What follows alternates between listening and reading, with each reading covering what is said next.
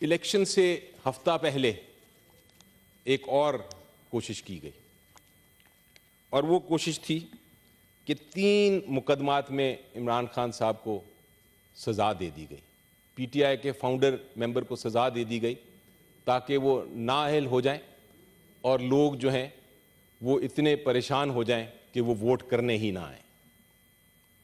30 دن میں 3 کیسوں کا فیصلہ ہوا اور یہ کلاسک اگزامپل ہے, یہ کلاسک مثال ہے مس ٹرائل کی, انفیئر ٹرائل کی.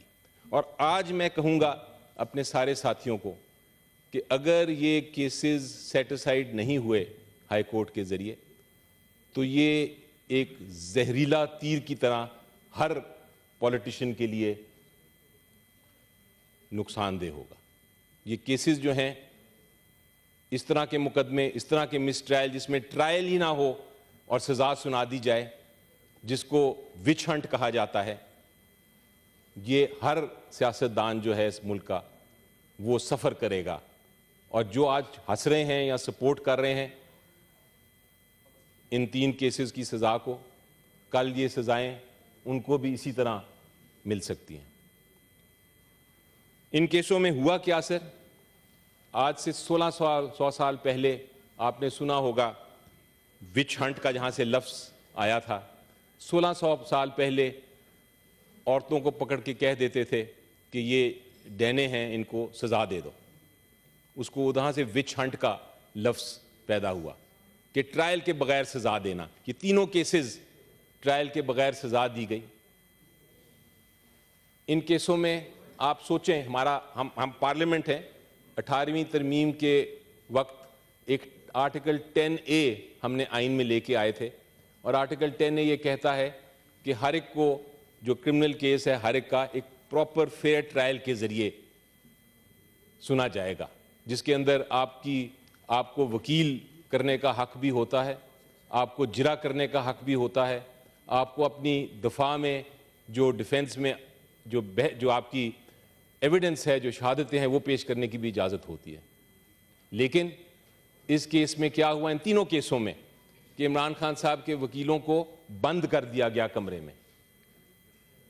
اڈیالہ جیل میں یہ کیسز چل رہے تھے, میں نے یہ خود وٹنس کیا کیونکہ میں بھی وٹنس کرنے گیا تھا وہ ٹرائلز.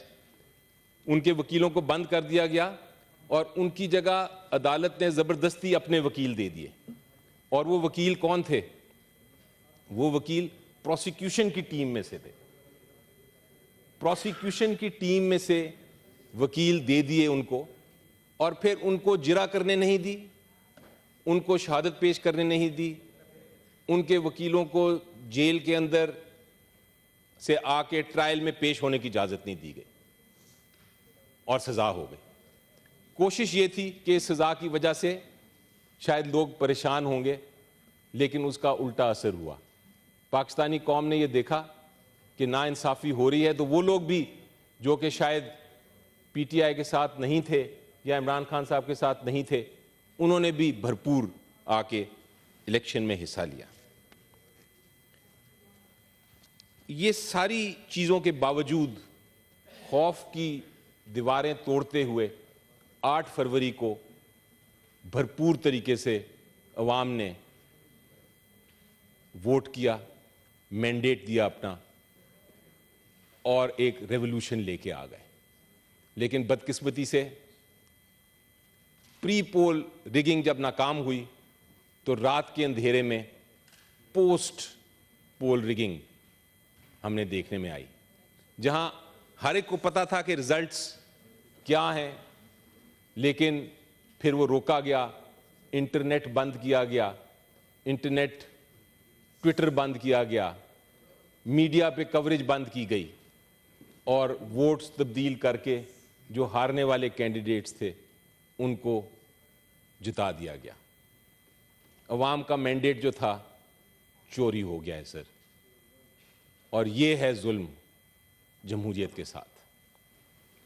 میں یہ کہتا ہوں سر چیئرمین صاحب, بالکل ہمیں ضرورت ہے ہیلنگ کی, بالکل ہمیں ضرورت ہے آگے دیکھنے کی. یہ لوگ بات کر رہے ہیں کہ الیکشن ہو گیا, آگے دیکھو.